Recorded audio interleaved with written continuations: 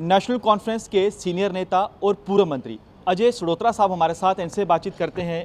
श्रोत्रा जी, आपको जम्मू नॉर्थ से पार्टी ने अपना प्रत्याशी घोषित किया है, क्या कहेंगे? मैं पार्टी हाईकमांड का, फारूक अब्दुल्ला साहब का, उमर अब्दुल्ला साहब का ज़ाती मशकूर हूँ कि उन्होंने मुझे इस काबिल समझा और मुझे यहाँ मैंडेट दिया। मैं 2 दफ़ा आगे भी एमएलए रह चुका हूँ मढ़ का। मैं मढ़ के लोगों का कि मशकूर हूँ कि उन्होंने हमेशा मुझे प्यार दिया, इज़्ज़त दी। हमारा मकसद है कि लोगों की सेवा करना, लोगों को उनका जीने का मयार ऊँचा करना। और आज के वक्त में लोगों में एक चेंज ऑफ मूड का जो है वो माहौल है, और मुझे यकीन है कि ये चेंज ऑफ मूड का जो माहौल है, ये नेशनल कांग्रेस के जो अकार्ड हुआ है उसमें बटन दबा के लोग अपना मूड चेंज करके बताएंगे वो। क्योंकि पिछली पार्लियामेंट का रिज़ल्ट दर्शाता है कि उन्होंने जब पार्लियामेंट में वोट दिया तो 50% तकरीबन उनका वोट गिर गया। तो जब उनका वोट शेयर गिर गया तो वो कहते हैं ना, एक धक्का और दो। अब हम अलायंस जो बना है कांग्रेस और नेशनल कॉन्फ्रेंस का, हमने एक धक्का और देना है और बीजेपी को लखनपुर के पार कर देना है। यहाँ लोगों का जो मूड है, मुझे लगता है, मैं कश्मीर में भी था 8-10 दिन, वहाँ भी मैंने देखा कि लोगों का मूड है कि यहाँ नेशनल कॉन्फ्रेंस और कांग्रेस की सरकार बने और जो है लोगों को मुश्किलात से निकाला जाए। लोगों की बेरोज़गारी है, लोगों को महंगाई है, लोगों के किसानों के वो परेशानियां हैं। यहाँ गरीब को राशन नहीं मिल रहा है, वहाँ पेंशन लोगों को नहीं मिल रही है। ये छोटी छोटी बातें, आप पूरे जम्मू नॉर्थ में चल जाएं, आपको पानी के लिए लोग तड़प रहे हैं। 20-20 दिन के बाद पानी आता है।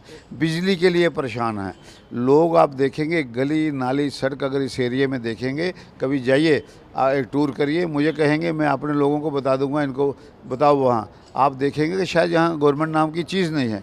कहा जाता है यहाँ डबल इंजन सरकार है, मगर डबल इंजन सरकार ने जो जम्मू कश्मीर का बेड़ा गर्क किया है, इस बीजेपी ने जम्मू के लोगों से खिलवाड़ किया।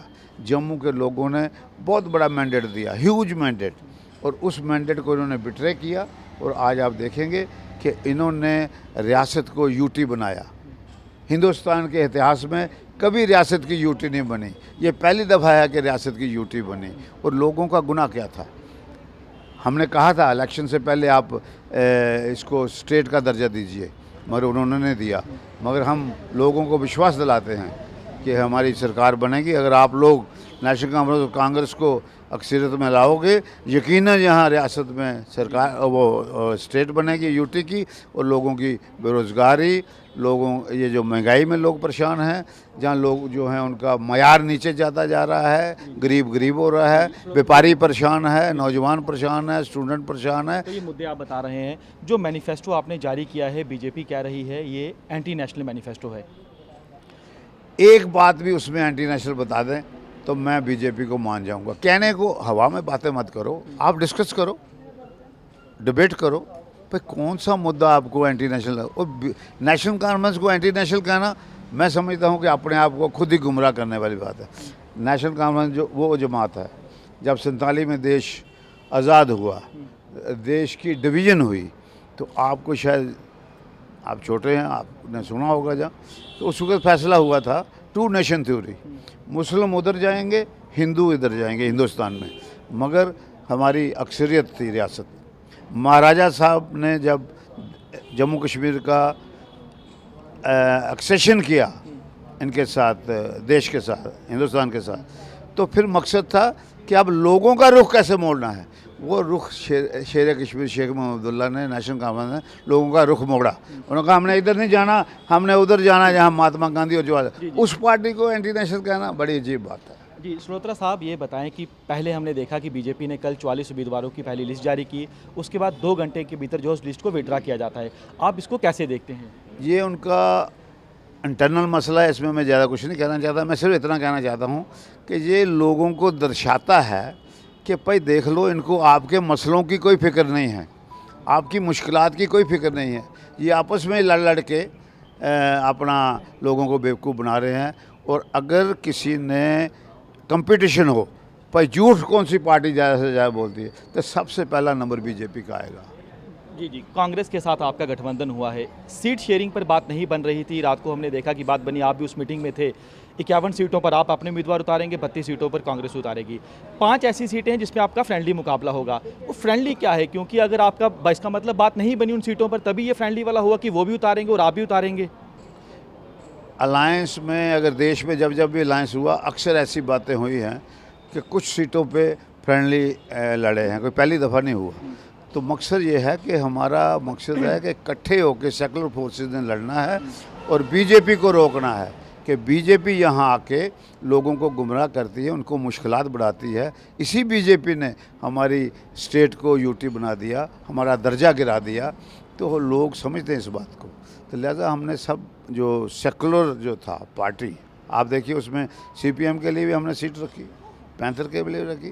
हम चाहते हैं कि जो सेकुलर पार्टी है वो सारी इकट्ठे होके रियासत को इस मुश्किल से बाहर निकालें, रियासत में अमन आए, शांति आए, बेरोज़गारी दूर हो, महंगाई दूर हो। कितना कठिन होगा, क्योंकि एक तरफ आप होंगे, गठबंधन होगा कांग्रेस और आपका नेशनल कॉन्फ्रेंस, दूसरी तरफ बीजेपी के उम्मीदवार होंगे, तो मुकाबला आपको लगता है कि कांटे का मुकाबला होगा? जब भी आप इलेक्शन लड़ो मुकाबला तो होता ही है, कोई कांटे का हो या बिना कांटे का हो। मैंने 2 इलेक्शनें जीती हैं और मुझे पता है कि इलेक्शन में मुकाबला तो ज़रूरी है। इलेक्शन को आप इतना सिंपल नहीं ले सकते। आप ये कहो जी मुझे मैंडेट मिल गया था, इलेक्शन सिंपल है, नो।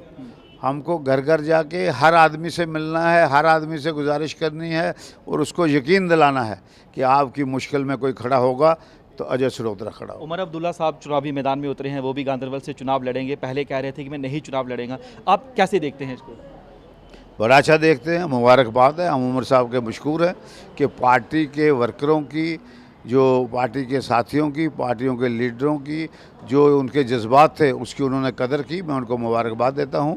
और पीछे हमारी वर्किंग कमेटी हुई थी 2 दिन की, तो वर्किंग कमेटी के जितने मेंबरान थे सब ने उमर साहब से गुजारिश की थी कि आप इलेक्शन लड़ो। जी जी, आप ये बताएं कि क्या आपको लगता है कि गठबंधन होना चाहिए था, प्री पोल अलायंस होना चाहिए था कि नहीं होना चाहिए था? यकीनन होना चाहिए था, ताकि जो सेकुलर फोर्सेस हैं वो इकट्ठी हो जाएं, क्योंकि हमने देश को कमज़ोर नहीं करना है, हमने देश को मजबूत करना है और देश को जो है जो लोग ताकतें कमज़ोर करना चाहती हैं उसके खिलाफ लड़ना है। वो जो लड़ना है वो गठबंधन के ज़रिए हम लड़ सकते हैं। दिक्कत आ रही थी सीट शेयरिंग में पहले? कोई दिक्कत नहीं, बड़े कार्डियल एटमॉस्फेयर में हुआ। मतलब कम से कम 4 मीटिंग्स तो हमने अपने लेवल पे की। कल कांग्रेस के बड़े नेताओं को आना पड़ा वहाँ पर कश्मीर में। लीडरशिप को नेचुरली जब फाइनलाइज करना था तो लीडरशिप को साथ आना था, मगर पहले 4 दिन हम रोज़ मिलते थे कश्मीर में और वहाँ सारे डिस्कशन होता था, हर सीट को डिस्कस किया जाता था और बड़े कार्डियल एटमॉस्फेयर में कांग्रेस के लोग भी कार्डियल थे, हमारे लोग भी कार्डियल थे, बड़ा अच्छा हुआ। एक आखिरी सवाल, जब आपने मैनिफेस्टो जारी किया, कांग्रेस आपके साथ गठबंधन में है, अलायंस में है, तो अमित शाह साहब ने 10 सवाल पूछे। सीधे तौर पर सवाल यही खड़े किए गए कि ये मैनिफेस्टो जो है ये तो सीधे तौर पर दिखता है कि आप लोग एंटी नेशनल, ये आरोप है बीजेपी का, क्योंकि जम्मू के मुद्दे अलग हैं, कश्मीर के मुद्दे अलग हैं। आपको लगता है कि मैनिफेस्टो से कहीं नुकसान ना हो आपको? मुझे ये बताइए कि मैनिफेस्टो आपने पढ़ा है पूरा?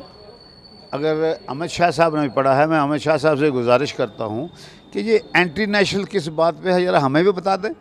आप एक जुमला, क्योंकि आप ये जो हमारे अमित शाह साहब हैं, ही इज़ एक्चुअल ऑफ जुमला पॉलिटिक्स, तो ये उन्होंने जुमला एक निकाला कि ये एंटी नेशनल है। पॉलिटिकल प्रिजनर्स को छोड़ने की बात की जाती है, वो कौन लोग हैं जिन्हें छोड़ना है? जेलों में जो बंद हैं वो कौन लोग हैं?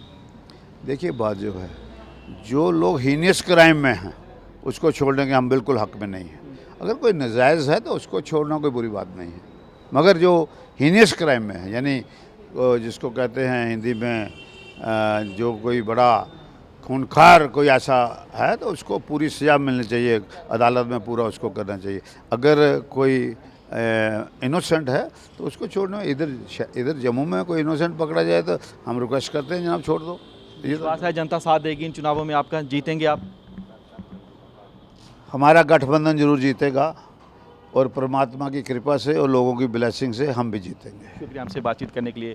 तो आप सुन सकते हैं, ये थे पूर्व मंत्री अजय श्रोत्रा साहब, जो साफ तौर पर बता रहे हैं कि इंडिया अलायंस जो है, यानी कांग्रेस और नेशनल कॉन्फ्रेंस गठबंधन जो है, इन चुनावों में जीतेगा। कैमरामैन जितेंद्र के साथ पंकज शर्मा, न्यूज़ 24 जम्मू।